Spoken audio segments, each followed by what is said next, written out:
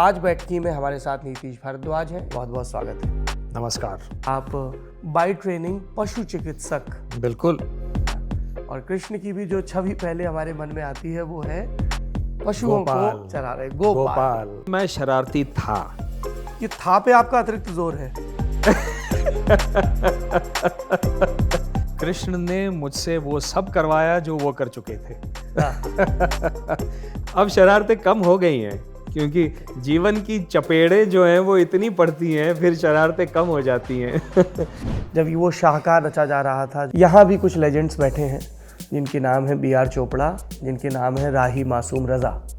क्या नरेशन होता था, क्या ब्रीफिंग होती थी, आप लोग किस तरह की वर्कशॉप्स में शामिल होते थे? किसी का ईगो नहीं, पूरी टीम बैठती थी वहां पर। बहुत क्रिएटिव आर्ग्यूमेंट्स भी होती थी। जैसे गीता, तो मैंने चोपड़ा साहब से ये पूछा कि गीता तो संस्कृत में कही गई है, संस्कृत में ज्ञ नहीं होता, तो गीता में कई बार ज्ञ आएगा। प्रज्ञावादांश्च भाषसे, आप क्या चाहते हैं, कैसे करें? तो बोले नहीं, मुझे ऐसा लगता है कि ये ज्ञ होना चाहिए। तो मैं थोड़ा सा अड़ गया था। आपके पिता जनार्दन जी पेशे से वकील और जॉर्ज द जायंट किलर के दोस्त ही नहीं, उनके सारे जितनी यूनियंस थी उनके जनरल सेक्रेटरी। समाजवाद मैंने बचपन से देखा और सुना है और घर में देखा है, और कर्मयोगी पिता को देखा है और विदुषी माता को देखा है। सीधे आते हैं 1996 में। आप भारतीय जनता पार्टी के टिकट पर बिहार की जमशेदपुर लोकसभा से चुनाव लड़ रहे हैं। जी। क्या हुआ था? 95 में मैं लंदन से 4.5 वर्ष रहकर मैं वापस आ गया था। तब जब मैंने देखा कि पाश्चिमात्य मीडिया में भारत की जो छवि है वो इतनी खराब छवि दिखाई जा रही थी, मुझे लगा ये ठीक नहीं है। जब मैं वापस आ गया तो केवल अपने घर में बैठ के ये ठीक नहीं है कहने से परिवर्तन नहीं होता है। तो एक युवा होने के नाते मुझे लगा कि मुझे अपना योगदान उसमें देना चाहिए। पिताजी, माताजी, हमारा पूरा परिवार सोशलिस्ट और जनता पार्टी से फिर बाद में जुड़ा हुआ था, तो स्वाभाविक था कि मैं भारतीय जनता पार्टी से जुड़ जाऊं। एंटी कांग्रेस ही हम हमेशा रहे हैं। आपके घर वालों की क्या प्रतिक्रिया थी? माताजी ने कहा कि तुम सोच के करो क्या करना है, क्योंकि फिर वहाँ जाओगे तो फिर करियर का क्या होगा। तो हमने कहा सोच लेते हैं, लेकिन ये योगदान भी देना आवश्यक है, ऐसा हमको लगता है। पापा ने भी किया, हमको भी करना है। तो कहा ठीक है, जाइए। बी आर चोपड़ा, महाभारत, कृष्ण का किरदार, वो किरदार इतना बड़ा हो गया कि उसके बाद आप जो भी काम कर रहे हैं सब लोग उसी प्रिज्म से देख रहे हैं आपको। कृष्ण तो मैं हूँ ही, अब लोगों ने मान ही लिया है कि मैं कृष्ण हूँ। आप वो मेरी कृष्ण वाली नज़र से मुझे देख रहे हैं।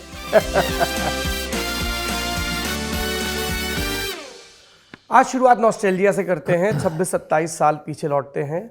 ये वक्त था सितंबर 1995 का। अपन कानपुर के दीनदयाल विद्यालय में पढ़ते थे।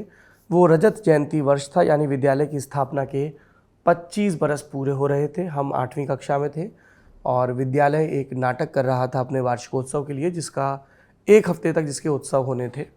उस नाटक का नाम था युग पुरुष। ये चाणक्य के जीवन पर आधारित नाटक था और उत्साह का माहौल था हमारे हॉस्टल में भी, स्कूल में भी, क्योंकि जिस दिन नाटक का मंचन था उस दिन जो मुख्य अतिथि आ रहे थे उनके साथ हमारे इतवार की सुबह की शुरुआत होती थी। और जब हम कह रहे हैं कि हमारी शुरुआत, तब मेरा आशय पूरे देश से है।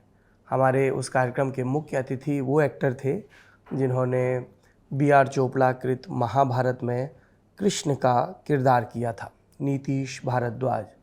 नीतीश भारद्वाज का ये प्राथमिक परिचय था हम सबके जीवन में।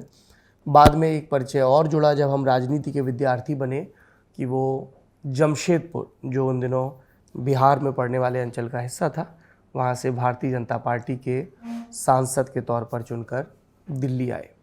तीसरा परिचय ये जुड़ा जब हमने सांसदों का एक दल देखा जो राष्ट्रपति से मुलाकात करने गया था, क्योंकि हम सब जानते हैं कि 1996 में जिस लोकसभा का गठन हुआ था उसने 3 प्रधानमंत्री देख लिए थे। 13 दिन के लिए अटल बिहारी वाजपेयी, उसके बाद देवे गौड़ा और फिर इंद्र कुमार गुजराल। और 1998 के साल के पहले क्वार्टर के बीतते न बीतते फिर से देश में आम चुनाव की आहट होने लगी थी।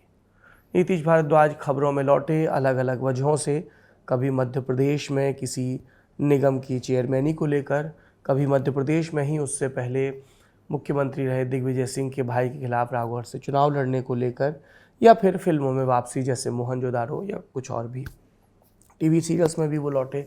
पर एक मंच ऐसा था जहां पर सातत्य कायम था, वो थिएटर का मंच था। आज बैठकी में हमारे साथ नीतीश भारद्वाज हैं। इनका एक बहुत कमाल का प्ले है अतुल सत्य कौशिक का, डायरेक्ट किया हुआ, चक्रव्यूह के नाम से अभिमन्यु के जीवन की गाथा है, नए सिरे से बताने की कोशिश है। उसका 100वां अंक मतलब 100वां एपिसोड है जो दिखेगा लोगों को। थिएटर में अमूमन एपिसोड शब्द का इस्तेमाल नहीं करते हैं, तो हम मंचन या प्रस्तुति शब्द इस्तेमाल करेंगे। 17 तारीख को ये मुंबई में सेंट एंड्रूज में होगा और फिर 21 तारीख को दिल्ली में कमानी ऑडिटोरियम में होगा। नीतीश भारद्वाज जी, आपका बहुत बहुत स्वागत है। नमस्कार। नमस्कार। मैं जब अपनी टीम के द्वारा की गई ये रिसर्च पढ़ रहा था तो मुझे जो सबसे दिलचस्प चीज़ लगी वो ये कि आप बाय ट्रेनिंग पशु चिकित्सक, बिल्कुल, और कृष्ण की भी जो छवि पहले हमारे मन में आती है वो है पशुओं को चरा रहे गोपाल जी, बल्कि मैं तो ये कहूँगा, कृष्ण ने मुझसे वो सब करवाया जो वो कर चुके थे। मतलब पशुओं के साथ रहे। घोड़े मुझे बहुत प्रिय हैं। कृष्ण भी घोड़ों की उनको बहुत अच्छी पहचान थी जी। राजनीतिज्ञ तो वो थे ही, और साथ में अध्यात्म, परम योगेश्वर कहलाते हैं। तो अध्यात्म की जो बैठक है हमारी, वो तो माता पिता से ही शुरुआत हुई। हमारे जो संस्कार हैं वहीं से शुरुआत हो गई। तो सौभाग्य, मेरा परम सौभाग्य ये है कि कृष्ण ने अपने जीवन में जो कुछ किया वो सब मुझे करने का सौभाग्य प्राप्त हो रहा है। जी। मैं आपके जीवन की चर्चा करूं और चक्रव्यूह नाटक की चर्चा करूं। मैं चाहता हूं उससे पहले आप हमें, हमारे दर्शकों को अपनी माँ के बारे में बताइए। माताजी साधना उपाध्याय प्रोफेसर थीं, अध्यापिका, मराठी साहित्य की हेड ऑफ द डिपार्टमेंट थी विल्सन कॉलेज में मुंबई में। और जो नॉर्मल साहित्य वो लिखती थी, समीक्षात्मक लेखन बहुत करती थी, लेकिन साथ में उनका बहुत अधिक अभ्यास जो है वो ज्ञानेश्वरी और गीता का था। तो उनकी एक पीएचडी जो है वो लोकमान्य तिलक जी के गीता रहस्य को लेकर उन्होंने बहुत पढ़ाई की थी। गीता रहस्य कर्म योग को लेकर तिलक जी ने मंडाले के प्रिजन में, जेल में रहते हुए लिखा था।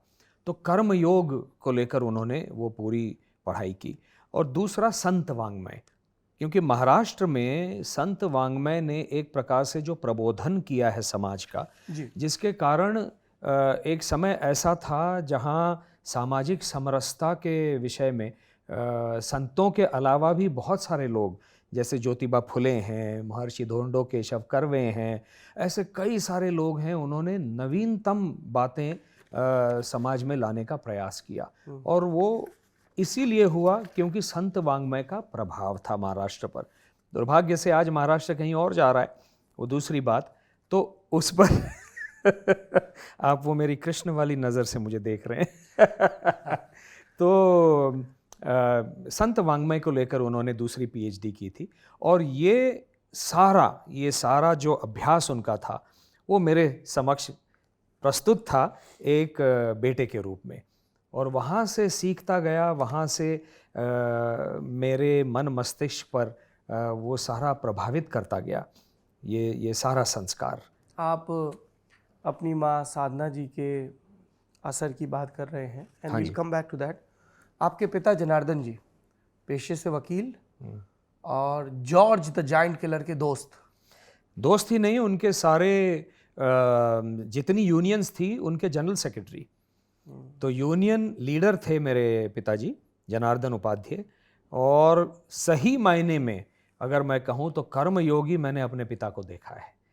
मतलब एक वैदिक, साधारण से एक हम जिसको वैदिक कहते हैं, प्रीस्ट, जो पुरोहित परिवार, जो हमारा परिवार 350 वर्ष पहले काशी से महाराष्ट्र चला आया शिवाजी महाराज के राज्याभिषेक के लिए। तो मूल काशी रहा, वहाँ से हम महाराष्ट्र चले आए। लेकिन हमेशा ब्राह्मण तो गरीब ही रहता है ना। आप कोई भी कहानी पुराणों की सुन लीजिए तो एक दरिद्र ब्राह्मण था, यही कहानी में कहा जाता है। तो ऐसे दरिद्र भी नहीं थे, लेकिन संपन्न परिवार से नहीं थे, लेकिन उनको सब जानते हुए भी, वेद शास्त्र उपनिषद सब जानते हुए भी पिताजी को वकील बनना था। तो वो जब मुंबई आए तो बाकायदा एक चौल, मुंबई की चॉल्स बहुत प्रसिद्ध हैं, उन चॉल्स के नीचे उनके जो स्टेयरकेसेस होते हैं उसके नीचे लोग सोया करते हैं। आज भी ये प्रथा है, परंपरा है। तो वहाँ सोते हुए उन्होंने अपने कॉलेज की पढ़ाई की मुंबई में आकर। जेब में पैसे नहीं थे, और एक पारसी वो बैरा, एक वेटर बन गए एक गिरगांव के एक रेस्टोरेंट में। वहाँ से उनको ताड़ लिया, उनको पहचान लिया एक पारसी बूढ़े व्यक्ति ने, जो कि टैक्सी ड्राइवर था। उन्होंने पिताजी को टैक्सी चलाना सिखा दिया, गाड़ी चलाना सिखा दिया, वो टैक्सी ड्राइवर बने।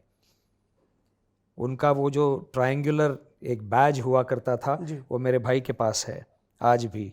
और वैसे करते हुए उन्होंने वकालत की, साथ में जॉर्ज के साथ जुड़ गए और यूनियन लीडर बने। और एक टाइम ऐसा आया जो मुंबई हाई कोर्ट में बहुत प्रसिद्ध वकील बन गए।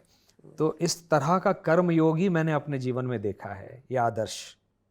आपको खुद तो फर्स्ट हैंड शायद याद नहीं होगा, पर पिताजी से आपने 1967 के उस चर्चित चुनाव के बारे में सुना है जिसमें जॉर्ज फर्नांडिस ने एस.के. पाटिल को हराया था? सका पाटिल को हराया था जी, बिल्कुल। बड़े बड़े नेता धूल रहे थे। इसीलिए तो वो जायंट तमिलनाडु में, एस.के. पाटिल हारे मुंबई में, सका पाटिल जी। इसीलिए तो जॉर्ज साहब को जायंट किलर की उपाधि मिली जी। और उसके बाद हम लोग सोशलिस्ट पार्टी में थे और जनसंघ के साथ में हमेशा संतुलन बनाकर चलते थे। तो लगभग 10-11 वर्ष की मेरी आयु रही होगी तब से मैंने चुनाव प्रचार में मुझे भेजा जाता था। और प्रभात फेरी, एक गाड़ी दी जाती थी मुझे, और उस जमाने में एक एम्बेसडर थी जो पीछे से ऐसे गोल हुआ करती थी। हाँ, तो वो एक एम्बेसडर मेरे साथ हुआ करती थी और प्रचार करता हुआ मैं घूमता था, वोट दो वोट दो। और वहाँ से शुरुआत करते करते पोस्टर लगाए, बैनर्स लगाए लोगों के। मृणाल गौरे के चुनाव में पिताजी इन्वॉल्व थे, जो पानी वाली बाई के नाम से जानी जाती हैं। और घर में ही मेरे मधु दंडवते, प्रमिलाताई दंडवते, मधु लिमये, ये सारे बड़े बड़े लोग, इनकी बैठकें मैंने बचपन से घर में देखी और सुनी हैं जी। तो समाजवाद मैंने बचपन से देखा और सुना है और घर में देखा है, और कर्मयोगी पिता को देखा है और विदुषी माता को देखा है। थोड़ा सा इस कहानी को जंप कट लेके फास्ट फॉरवर्ड करते हैं और सीधे आते हैं 1996 में। एक बार फिर से वोट दो वोट दो। आप भारतीय जनता पार्टी के टिकट पर बिहार की जमशेदपुर लोकसभा से चुनाव लड़ रहे हैं जी। क्या हुआ था? कैसे टिकट मिला? कैसे तैयारी हुई? लोगों ने कहा पैराशूट कैंडिडेट। पैराशूट कैंडिडेट्स तो हमेशा से ही रहे हैं, और पैराशूट डायनेस्टीज़ रही हैं, पैराशूट डायनेस्टीज़ के राजकुमार और राजकुमारियां रही हैं। तो उसमें कोई नई बात नहीं है ना। Dynasties are always parachutes. तो 95 में मैं लंदन से 4 वर्ष 4.5 वर्ष रहकर मैं वापस आ गया था। मैं लंदन में 91 से 95 तक, 92 से 95 तक मैं अंग्रेज़ी थिएटर और BBC रेडियो के साथ कई प्रोग्राम्स करता था। तब जब मैंने देखा कि पाश्चिमात्य मीडिया में भारत की जो छवि है वो इतनी ख़राब छवि दिखाई जा रही थी, मुझे लगा ये ठीक नहीं है। जब मैं वापस आ गया तो केवल अपने घर में बैठ के ये ठीक नहीं है कहने से परिवर्तन नहीं होता है। तो एक युवा होने के नाते मुझे लगा कि मुझे अपना योगदान उसमें देना चाहिए। और मैंने स्वाभाविक रूप से, क्योंकि पिताजी, माताजी, हमारा पूरा परिवार सोशलिस्ट और जनता पार्टी से फिर बाद में जुड़ा हुआ था, तो स्वाभाविक था कि मैं भारतीय जनता पार्टी से जुड़ जाऊं। एंटी कांग्रेस ही हम हमेशा रहे हैं।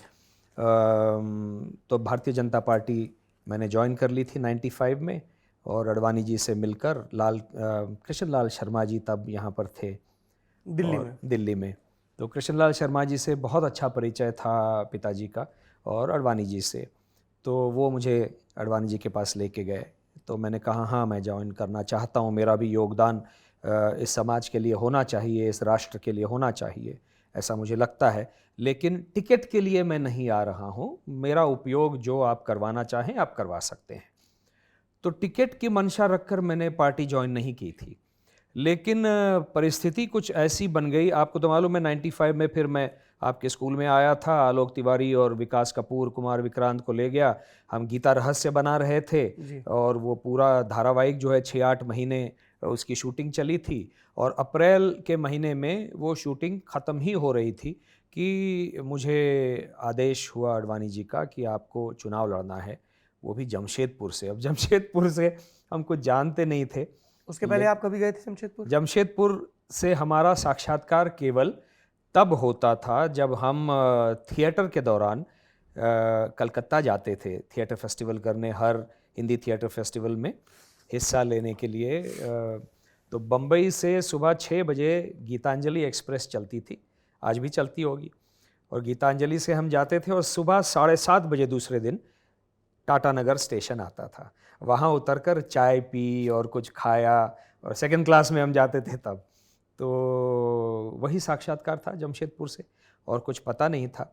बाकी फिर हमको पार्टी ने बहुत मदद की। और तो आपकी रिएक्शन क्या थी जब आडवाणी जी ने आपसे कहा कि आपको मैंने ये कहा कि दादा मुझे तो लड़ना नहीं है, इलेक्शन नहीं लड़ना है, मैं जाके प्रचार कर लूँगा, आप जहाँ कहें।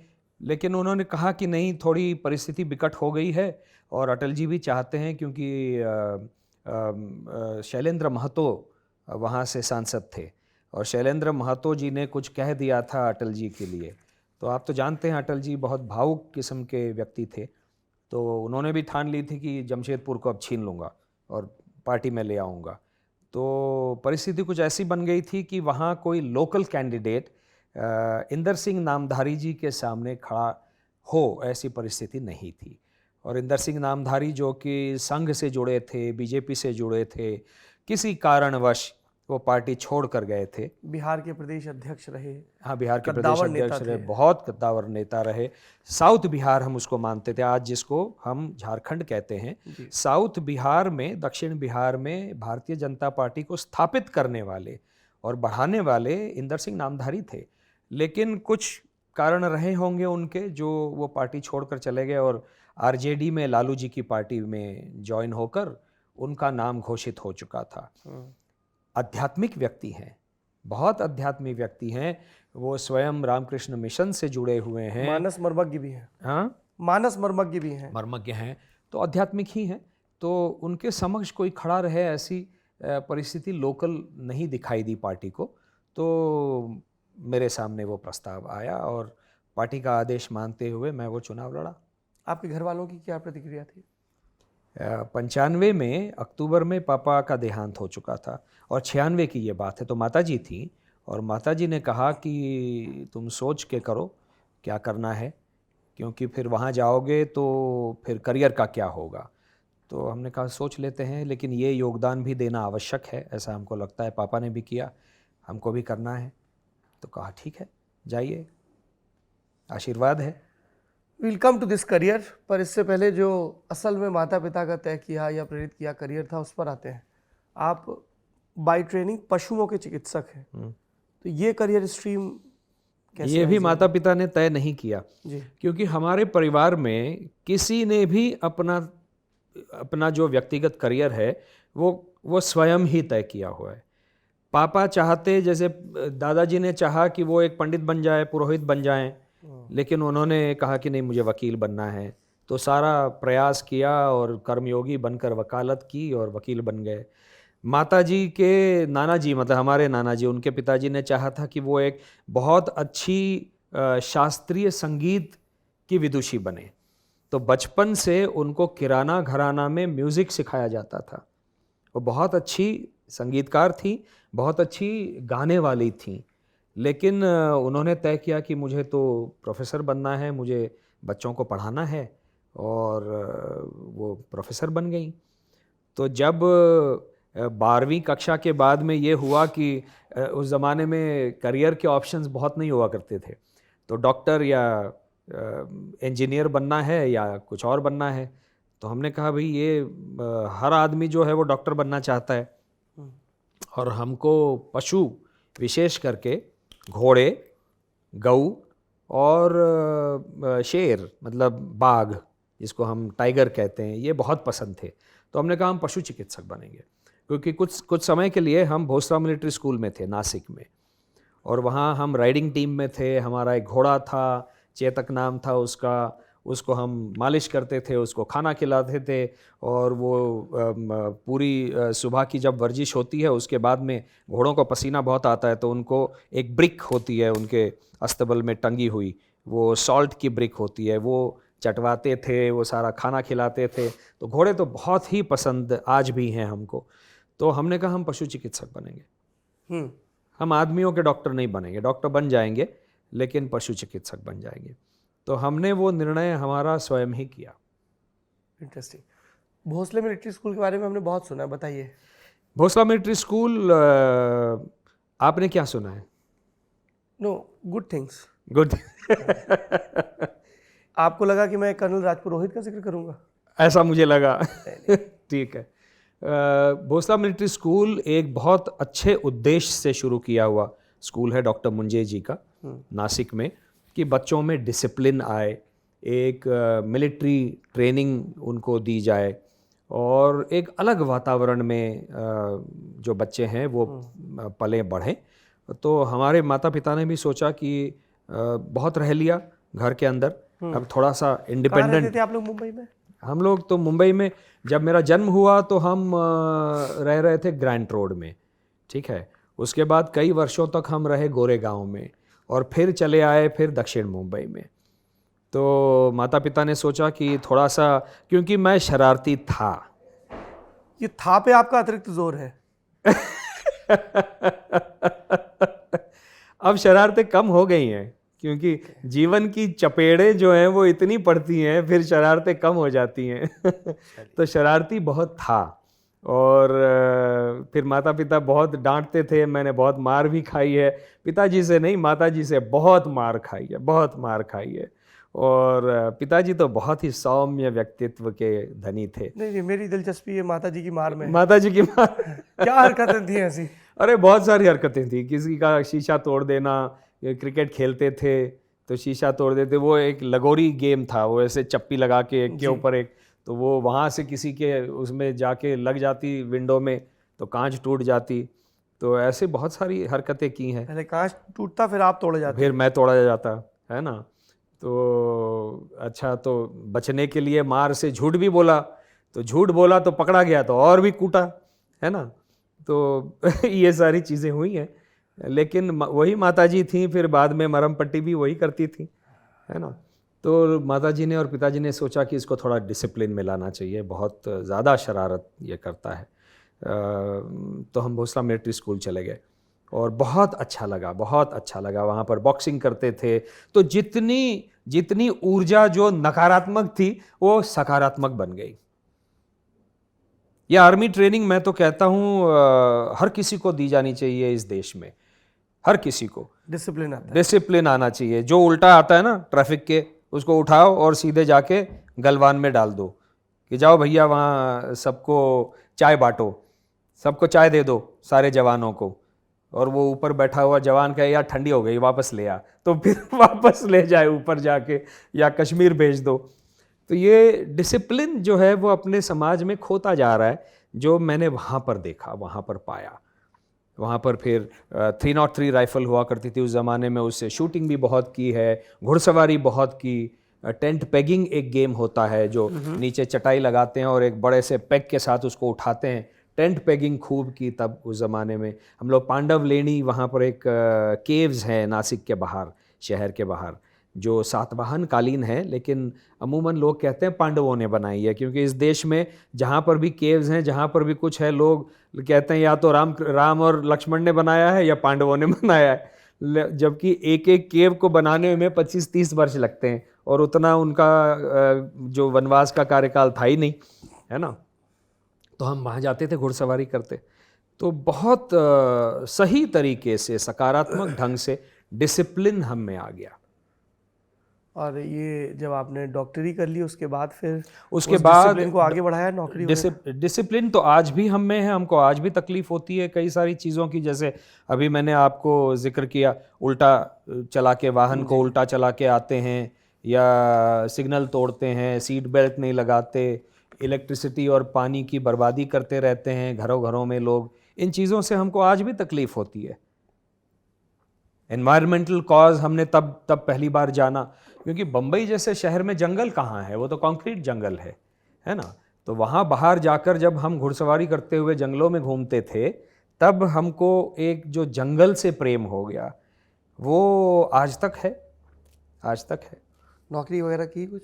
नौकरी हम डॉक्टर अरविंद गोडबोले जी, एक बहुत सीनियर पशु चिकित्सक थे बॉम्बे रेस कोर्स में, उनके असिस्टेंट थे।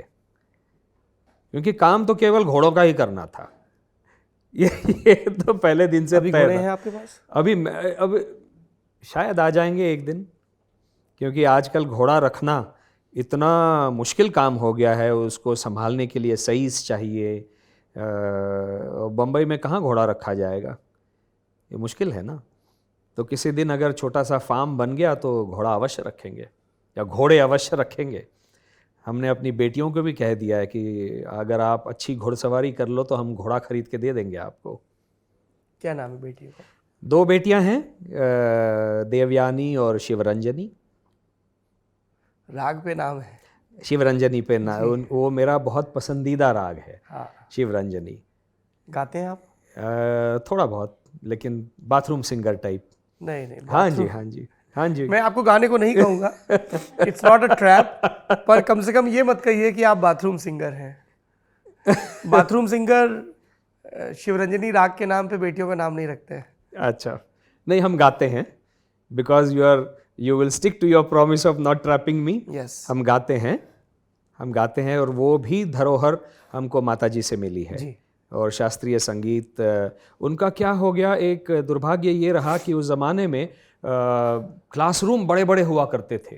विल्सन कॉलेज जैसा पुराना कॉलेज जो आज 200 वर्ष पुराना हो गया है, इतने बड़े क्लासरूम में एक महिला प्रोफेसर जो बोल रही हैं तो आवाज़ फट गई।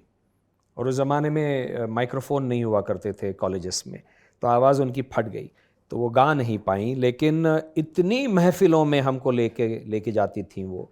सब बड़े बड़े धुरंधर लोगों को हमने सुना है एक उस आयु में। और पहली स्मृति क्या है? पहली स्मृति एक बड़े महफिल की, पंडित भीमसेन जोशी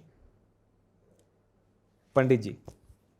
मतलब आज भी मेरी शुरुआत, दिन की शुरुआत जो है, जो भजे हरि को सदा, अरे क्या बात, भैरवी में जो उन्होंने गाया है, हाँ, छोड़ दुनिया के मजे सब बैठकर एकांत में।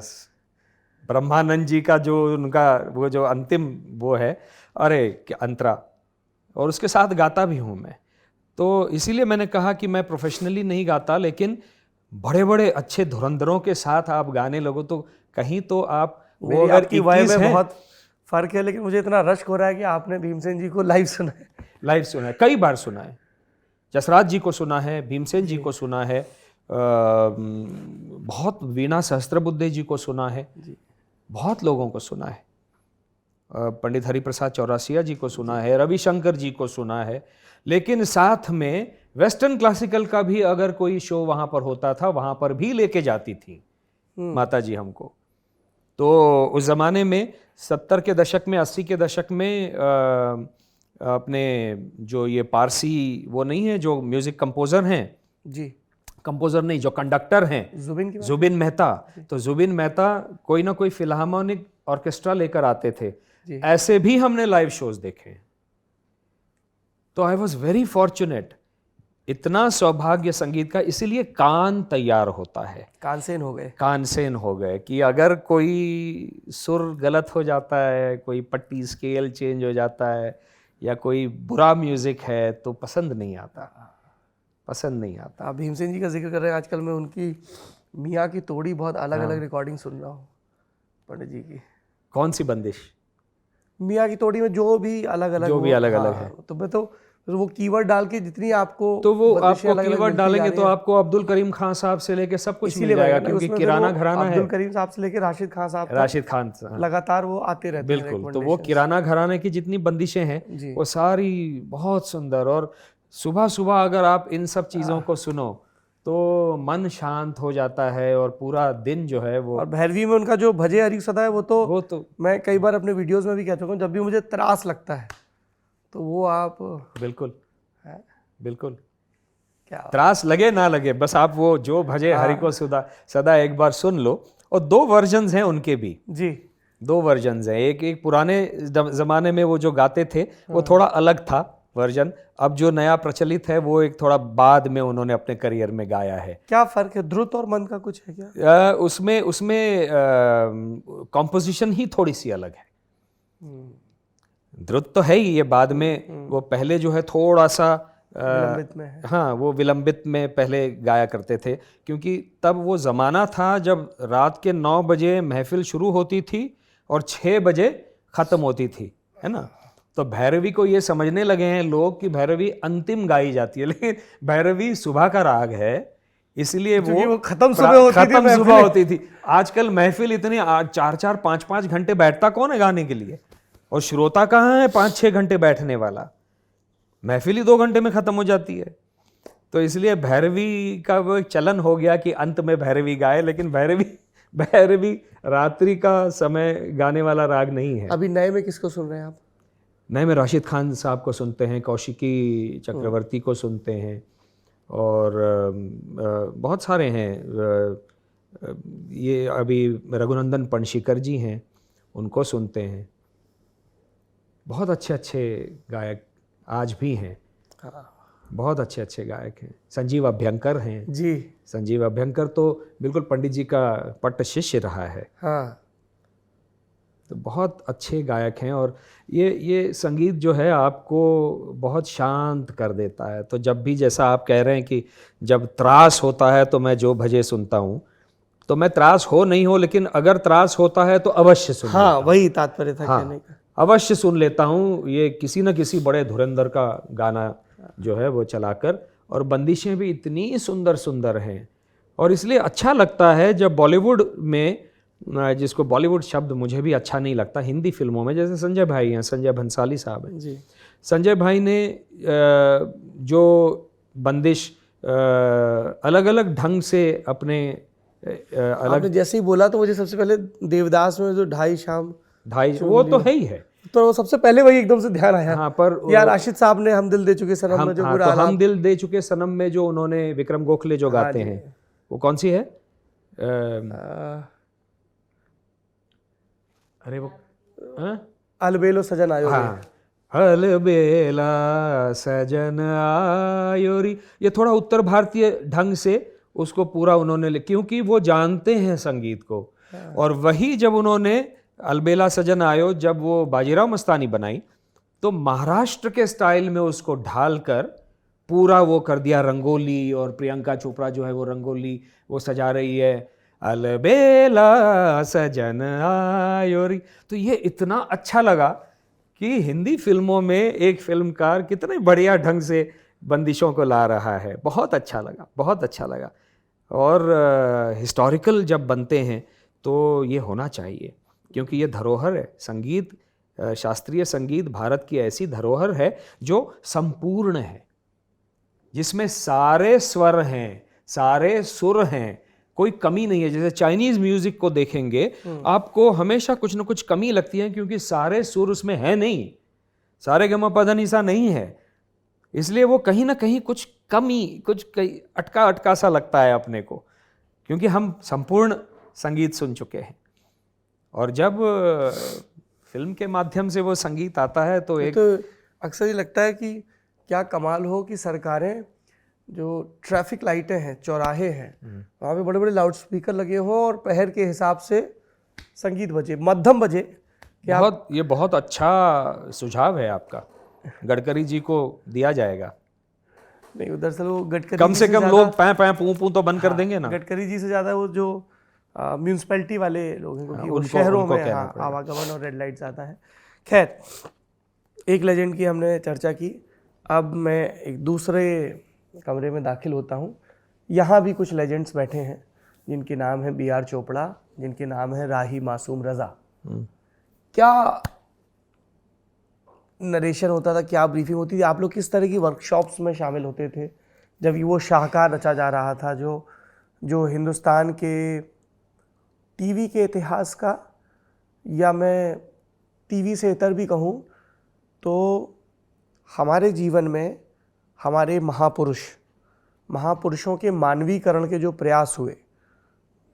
आपने कुछ देर पहले सातवाहनों का जिक्र किया, क्या कि ये सातवाहन या उसके बाद ये राष्ट्रकूट, पल्लव, राष्ट्रकूट, चोला, पल्लव, चालुक्य, तो तब हमने अलग अलग प्रस्तर खंडों पर अलग अलग धातुओं के जरिए मानवीकरण का प्रयास किया।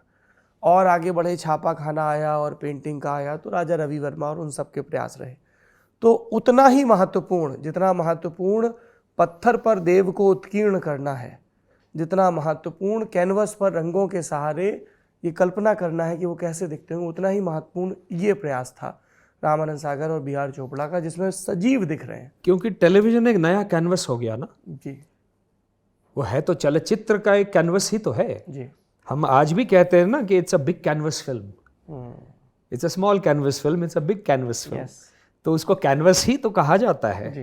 क्योंकि मूल तो वही कैनवस है। बिल्कुल। तो चलचित्र के माध्यम से जो जितना मैंने B.R. फिल्म्स में देखा और सीखा है वो मैं आपको बता देता हूँ, आपके माध्यम से दर्शक भी ये जाने कि किस तरह से सकारात्मक क्रिएटिव काम हुआ करता था।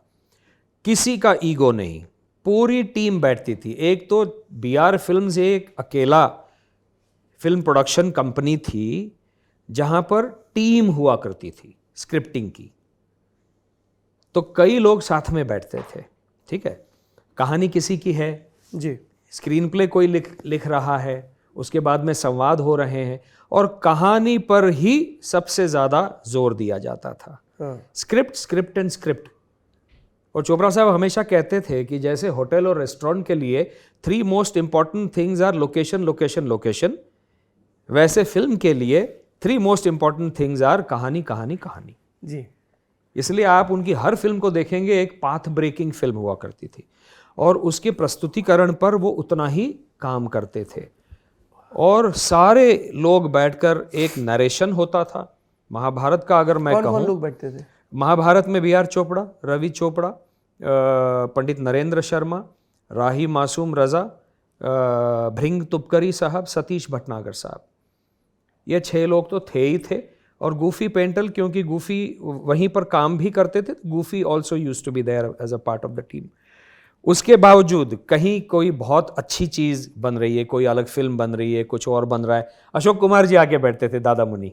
अच्छा। हाँ, दादा मुनि भी आकर बैठते थे और दादा मुनि बहुत रस लेकर वो पूरा सुनकर, और क्योंकि दादा मुनि से ही चोपड़ा साहब ने शुरुआत भी तो की थी ना अपने करियर की एज ए फिल्म मेकर, तो दे वर वेरी क्लोज।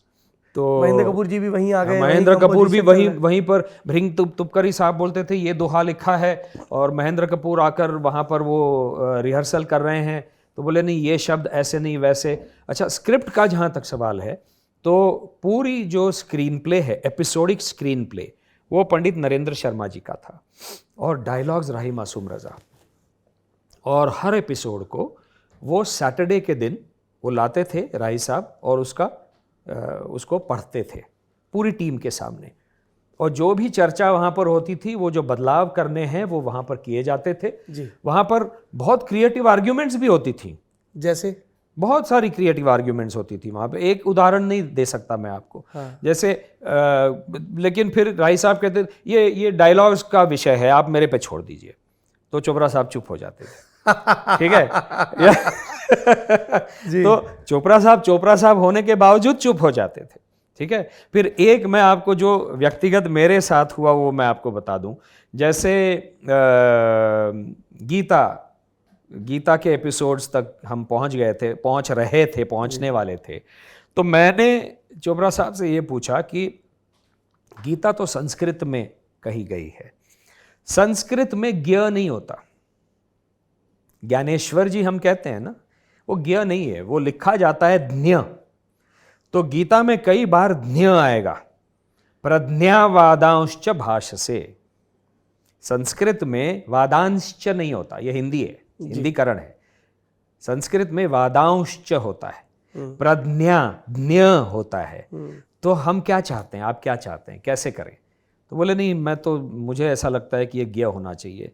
तो मैं थोड़ा सा अड़ गया था, नादान था तो अड़ गया था, क्योंकि बचपन से जो संस्कृत के जितने घर में जो श्लोक बुलवाते थे हमसे, वो प्रज्ञा ही बुलवाते थे।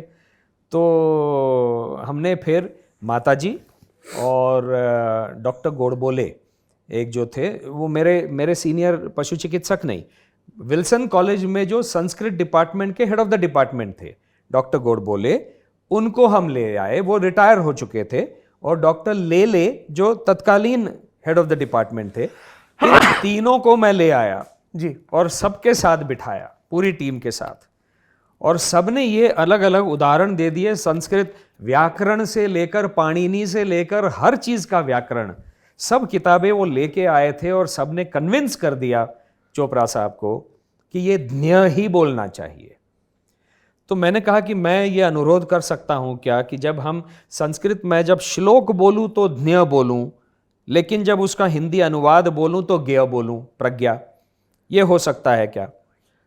तो उन्होंने कहा मैं आप सबकी बात मैंने मान्य कर ली, स्वीकार कर ली कि ये ध्न्य ही है व्याकरण के अनुसार। लेकिन चोपड़ा साहब कह रहे थे मेरी ये प्रार्थना है आप सबसे कि क्योंकि हम पॉपुलिस्ट मीडियम में हैं और अधिकतर हिंदी भाषी क्षेत्रों में ही ये देखा जा रहा है और हिंदी में ही हम प्रस्तुतिकरण कर रहे हैं, तो मेरी ये प्रार्थना है कि आप लोग मान जाइए कि इसको मुझे ज्ञ बोलने के लिए अनुमति दे दीजिए। तो इन तीनों ने अगर अलग से जाकर मंत्रणा कर ली, मुझे भी नहीं बिठाया, ये तीनों ही गए, माताजी, डॉक्टर गोडबोले, डॉक्टर लेले।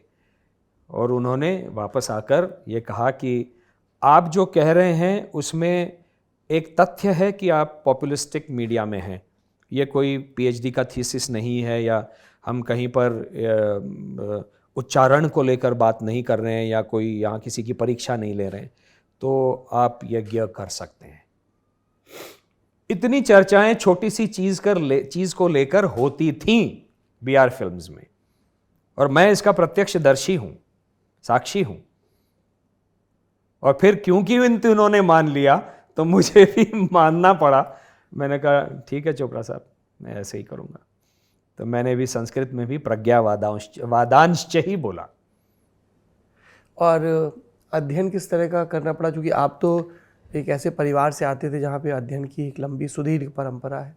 बिल्कुल। तो ऐसा कुछ रहा कि जैसे आपका फाइनल हुआ कि अब आप जो विदुर करना चाह रहे थे वो नहीं, नकुल नहीं, सहदेव नहीं, ये नहीं, वो नहीं? नकुल सहदेव तो मैं करना ही नहीं चाह रहा था जी, विदुर के लिए सिलेक्ट हुआ था। हाँ। लेकिन रवि जी ने बुलाकर कहा कि पहले कुछ एपिसोड्स के बाद में विदुर जो हैं वो वृद्ध व्यक्ति दिखाई देंगे और तुम्हारी आयु आज है क्या, 23-24 के हो, तुम 24 के हो, करते करते 25-26 बन जाओगे, तब भी वो ठीक नहीं लगेगा, तो हम कुछ और कर लेते हैं। उसके बाद में मैं उनके साथ दो और मैंने एक एड फिल्म, मेरे जीवन की पहली एड फिल्म जो है वो रवि चोपड़ा जी के साथ थी। हाँ। ऑलविन वॉचेस की, गोविंदा और मैं, दो एड फिल्म्स बनी थी। हम लोग बड़खल टूरिस्ट कॉम्प्लेक्स में गए थे और एक फिल्म गोविंदा की थी, एक मेरी थी। तो उसके बाद भी मैंने 2 फिल्में उनके साथ की और तब उन्होंने ये मुझसे कहा कि ये नकुल सहदेव कर लो। मैंने कहा नहीं, ये नहीं करूँगा।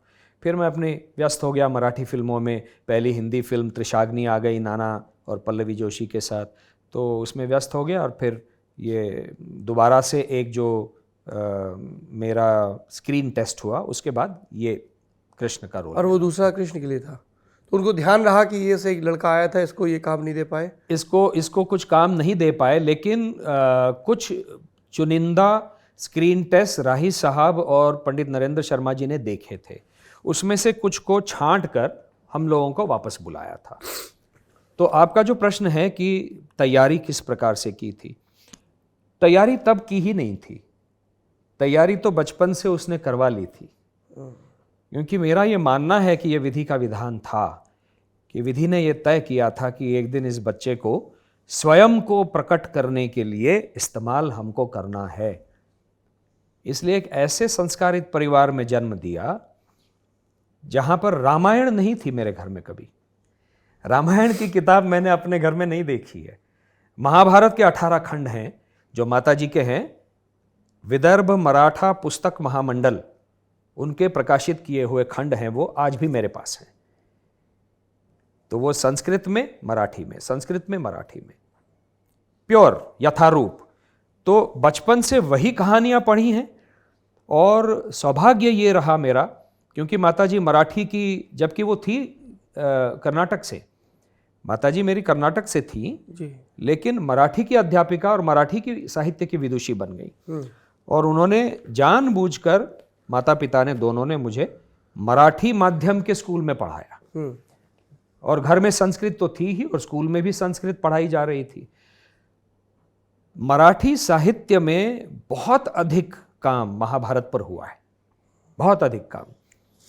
ऐसे ऐसे लोगों ने लिखा है उस पर। इरावती बाई कर्वे, महर्षि धोंडो केशव कर्वे जी की पुत्रवधू जी, उन्होंने युगांत नाम की पुस्तक लिखी है। या व्यास पर्व नाम की पुस्तक जो है वो दुर्गाबाई भागवत जी ने लिखी है।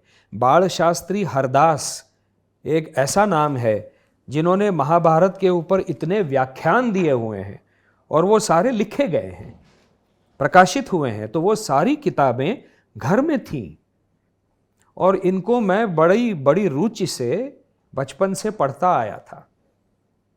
नहीं पता था कि एक दिन इसको उतारना है। तो बचपन से कृष्ण को जाना। मराठी थिएटर भी अगर मैंने सीखा तो साहित्य संघ मंदिर में सीखा, जहां पर उस जमाने में संगीत नाटक हुआ करते थे, तब भी खेले जा रहे थे जी। भक्त प्रहलाद की स्टोरी, या संगीत सौभद्र, संगीत स्वर्णतुला, संगीत रुक्मिणी हरण, ऐसे ऐसे नाटक वहां पर प्रोफेशनल नाटक किए जा रहे थे और जिनको देखने का एक सौभाग्य हम सबको प्राप्त था। तो कृष्ण को जाना था, बड़े बड़े कलाकारों ने थिएटर में उनको निभाया था, वो सब देख चुके थे। कृष्ण को पढ़ा था। महाभारत की अलग अलग व्यक्ति रेखाओं के विषय में जो इन्होंने लिखा है, बड़े पंडितों ने लिखा है, उसको पढ़ा था। ये वो सब यहाँ पर था, यहाँ पर मौजूद था। और घर में गीता तो थी ही। तो उस सब को बस उंडेल देने की बात थी, वो हो गया। और अभिनय की कोई औपचारिक ट्रेनिंग? हाँ, लिटिल थिएटर के माध्यम से। मैं 6ठी क्लास में था तो मैंने, जैसे जिस आपके प्रोग्राम में मैं आपके स्कूल में आया था, वैसा ही हमारे स्कूल का भी एक प्रोग्राम था जी, जहाँ मैंने एक 20 मिनट की छोटी सी नाटिका, उसको मैंने निर्देशित किया था। और वो इस तरह से किया था कि एक आइडिया लेकर, जिसको हम इनोवेशन कहते हैं ना, एक एक्सटेम्पोर कुछ डेवलप करते हैं, ऐसे लेकर अपने बच्चों के साथ में मिलाकर हमने उसको कर दिया। और उसमें एक एंटी क्लाइमैक्स की, एक पोस्टमैन की एंट्री डाल दी। तो स्मिता पाटिल जी 72 में जब मुंबई दूरदर्शन शुरू हो गया तो वो वृत्त लेखिका, वृत्तवाचक थी, न्यूज़ रीडर थी। तो they were big stars, they were the new stars after the film stars. तो वो हमारे स्कूल में आई थी एज अ गेस्ट। तो उन्होंने वो जो प्ले देखा, नाटिका देखी, उसके बाद में बुलाया, कहा कि ये तुमने क्यों किया? तो मैं डर गया। मैंने कहा कुछ मैडम कुछ गलत कर दिया मैंने? बोला नहीं नहीं, अच्छा था, क्यों किया, जानना चाहती हूं। मराठी में बात कर रहे हो? मराठी में बात कर रहे थे। वो भी महाराष्ट्रियन थी, हमारा स्कूल भी मराठी था, घर में मातृभाषा मराठी, जबकि घर में पिताजी की भी हिंदी इतनी ही अच्छी थी जी।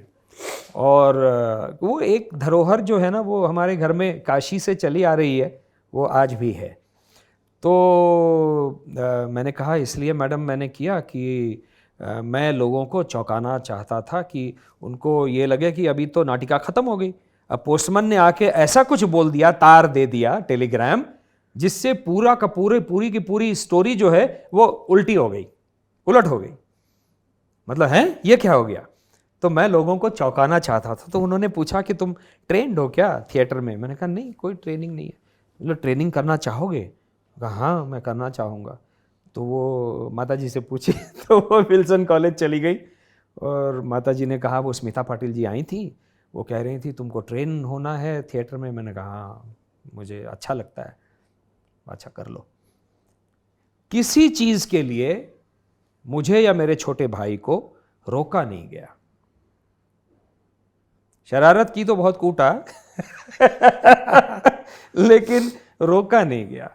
तो थिएटर की ट्रेनिंग तब लिटिल थिएटर नाम का एक ग्रुप 70s में सुधाताई करमरकर, डॉक्टर काशीनाथ घाणेकर, प्रभाकर पणशीकर, ये मराठी थिएटर के दादा लोग थे। डॉक्टर काशीनाथ घाणेकर जी के नाम से अगर नवीन नाटक कोई अनाउंस हो जाए तो उसके 200 शोज बुक्ड हो जाते थे। ये वॉज अमिताभ बच्चन और मराठी थिएटर। तो ऐसे लोगों के साथ इनके मार्गदर्शन में हमने सीखा और उन लोगों ने हमको सौभाग्य से परफेक्शनिस्ट बना दिया। तो हम रोज़ ढूंढते रहते हैं कुछ नया क्या करें, कुछ अलग क्या करें, अरे नहीं यार ये अच्छा नहीं हुआ। तो वो एक आदत सी पड़ गई है। ये चक्रव्यूह जो अभी आप नाटक कर रहे हैं, इसका सिलसिला कैसे शुरू हुआ? सिलसिला ऐसे शुरू हुआ, अतुल सत्य कौशिक जी का जो इसके लेखक निर्देशक हैं, उनका मुझे फेसबुक के ऊपर एक मैसेज आया कि मैंने एक नाटक लिखा है, उसको मैं करना चाहता हूँ आपके साथ में। तो मैंने पहले मेरे ख्याल से इमीडिएटली रिस्पॉन्ड नहीं किया, क्योंकि उस समय मेरी एक फिल्म निर्माण का काम चल रहा था, मराठी फिल्म, जो मैं तब बना रहा था। मेरी डेब्यू फिल्म थी as a director, writer director. तो उसके बाद 2-3 बार जब उनके मैसेजेस आए तो मैंने उनको लिखा कि ऐसा ऐसा है ये, तो मिल सकते हैं हम लोग। तो उन्होंने कहा कि मैं नरेट करना चाहता हूँ। तो वो बम्बई आए और उन्होंने नरेट किया, और नरेशन में मुझे ये ऐसा लगा कि चक्रव्यूह में तब अधिकतर उसमें केवल एक बिगिनिंग में कृष्ण की एंट्री थी और एंड में कृष्ण की एंट्री थी, और चक्रव्यूह की बात हो रही थी, और पूरा जो पर्सपेक्टिव था वो भीष्म के पॉइंट ऑफ व्यू से ऐसा कहा गया था। तो मैंने उनसे अनुरोध ये किया कि यदि जीवन के चक्रव्यूह की बात करनी है तो वो भीष्म नहीं कर सकते, जो स्वयं अपने ही चक्रव्यूह में फंसे हुए हैं, जो अपने चक्रव्यूह से बाहर नहीं निकल पा रहे हैं, जिसके कारण वो कौरवों की तरफ से उनको लड़ना पड़ा सेनापति बन के। तो फिर हमने चर्चा की, और वो भी काफ़ी पढ़े लिखे हैं, शास्त्रों के ज्ञाता हैं, और रामायण महाभारत उन्होंने अच्छी पढ़ रखी है, अलग अलग वर्जन्स को। तो हमने चर्चा की और मैंने कहा मुझे ऐसा लगता है, अगर मुझे करना है या नहीं करना है ये विषय नहीं है, कोई भी करे, लेकिन चक्रव्यूह और जीवन के विषय में अगर त्रयस्थ भाव से कोई बात कर सकता है तो वो केवल कृष्ण कर सकते हैं, और कोई नहीं कर सकता। तो उन्होंने इस बात को माना और उन्होंने कहा कि ठीक है, मैं इस तरह से सोच के इसको पूरा वो कर देता हूँ। तो उन्होंने उस नाटक का पर्सपेक्टिव जो है वो कृष्ण के पर्सपेक्टिव से पूरा वो बना लिया। उसकी 2-3 वर्जन्स उन्होंने बनाए अलग अलग, उस पर मंथन हुआ, चिंतन हुआ, और तब जाकर एक ड्राफ्ट फाइनल हुआ जो बहुत अच्छा ड्राफ्ट बन गया था और बहुत अलग लिखा था। उन्होंने एक पोएटिक शैली में लिखा है, और पोएटिक शैली का कोई नाटक मैंने अपने हिंदी नाटकों के करियर में नहीं किया था। हमने जितने किए थे वो प्रोज फॉर्म में ही किए थे। दिनेश ठाकुर जी के साथ में जुड़ा था, रवि बासवानी जी के साथ जुड़ा था, तो जितना थिएटर किया वो प्रोज थिएटर किया। सारे संवाद गीत में है? हाँ, तो सारे संवाद लिरिकल हैं, पोएटिक हैं। मतलब ज़रूरी नहीं कि हम उसको उसी तरह से बोलें जैसे अंधायुग में लोग अमूमन NSD के सारे कलाकार जो अंधायुग में कहते हैं ना, तो वो एक पोएटिक फॉर्म है, वो एक बहुत अच्छा फॉर्म है। लेकिन उस फॉर्म में होते हुए भी हमने उसमें एक नया आविष्कार किया, क्योंकि कभी कभी वो थोड़ा सा मुझे ऐसा लगा कि केवल पोएटिक फॉर्म में लिरिकल बात अगर हम करें तो कहीं अपने आप पर एक मर्यादा आ जाती है। वो जो भाव है उन शब्दों का वो पूर्ण रूप से हम ना कह पाएँ। तो मैंने उसमें एक और आविष्कार कर दिया जो अतुल जी को अच्छा लगा, और हम उसको प्रोज और पोएट्री के बीच में ले आए हैं। जी।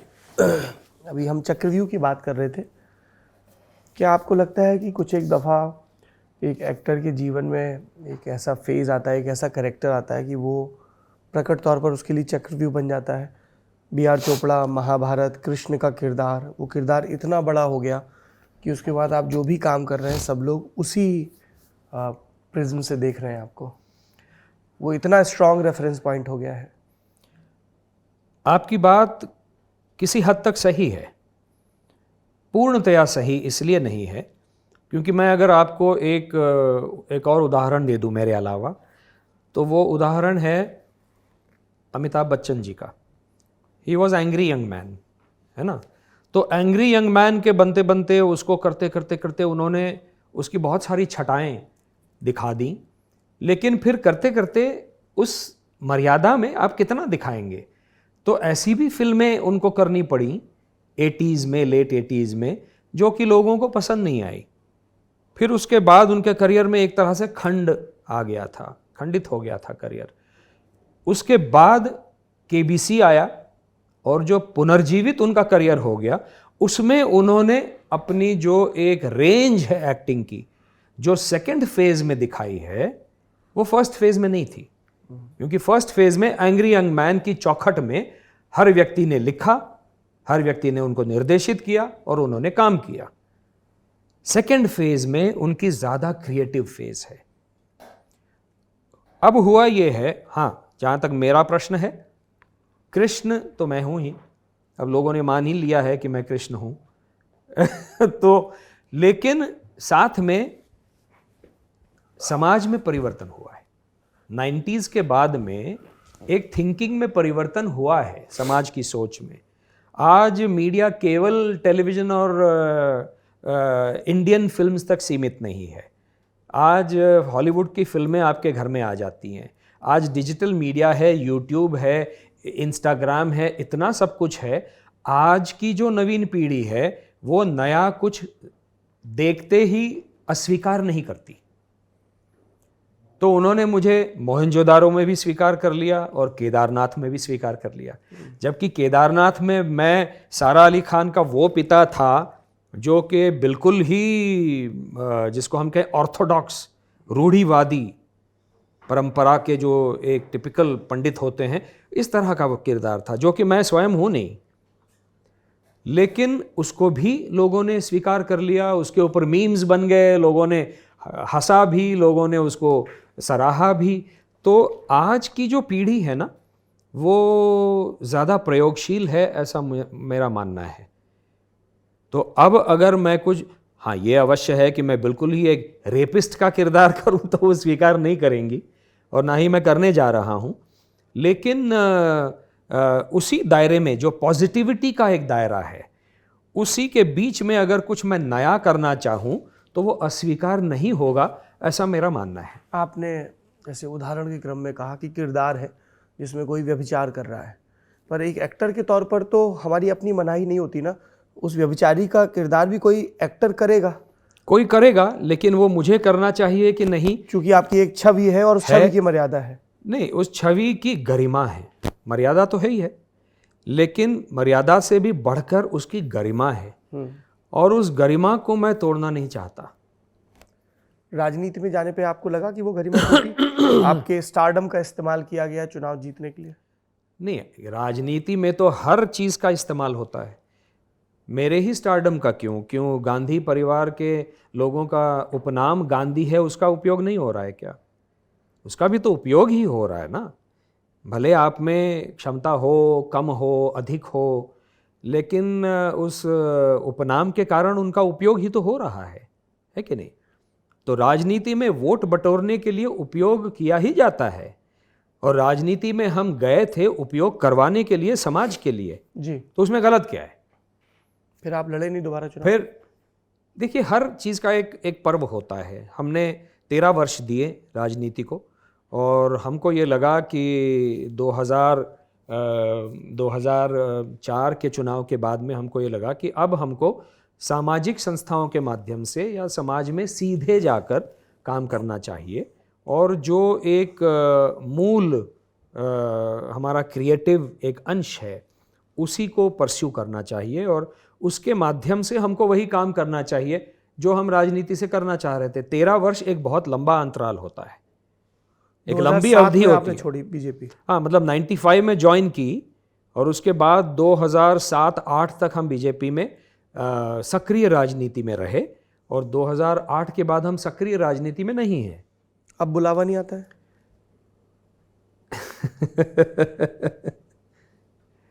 इस पर हम ना बात करें, मुझे अधिक तो जवाब अच्छा मिल है। गया। बैठकी में आज के लिए इतना ही। आप सुन रहे थे पूर्व नेता, समाज में सक्रिय, थिएटर समेत तमाम अभिनय कर्म में जुटे नीतीश भारद्वाज को, जिन्होंने बहुत सारी बातें बताई, लेकिन मेरे जहन में जो अटका है वो एक तो राग शिवरंजनी है जो मैं एपिसोड ख़त्म होते ही सुनने जा रहा हूँ नए सिरे से। दूसरा, ज्ञा और न्या के उच्चारण को लेकर लोक की समझ रखने वाले, माध्यम की समझ रखने वाले और शास्त्रीय समझ रखने वालों के बीच का संवाद और बीच का रास्ता। ये बीच का रास्ता समझौते का रास्ता नहीं होता है, भारतीय प्रज्ञा में से समन्वय का रास्ता कहा गया है और समन्वय के लिए समझ और संवाद बहुत ज़रूरी है। बैठकी का मकसद भी यही है। नीतीश जी, आपको बहुत बहुत शुभकामनाएं। आपसे इतना लंबा सत्संग हुआ, आपने इतनी ज्ञान की बातें बताई, अपने अनुभव साझा किए और चक्रव्यूह के लिए आपको खूब शुभकामनाएं। बहुत धन्यवाद आपका और आपकी पूरी टीम का बहुत बहुत धन्यवाद। Thank you so much. नमस्कार। लल्लन टॉप पर सिलसिला चलता रहेगा, आप सुनते रहिए।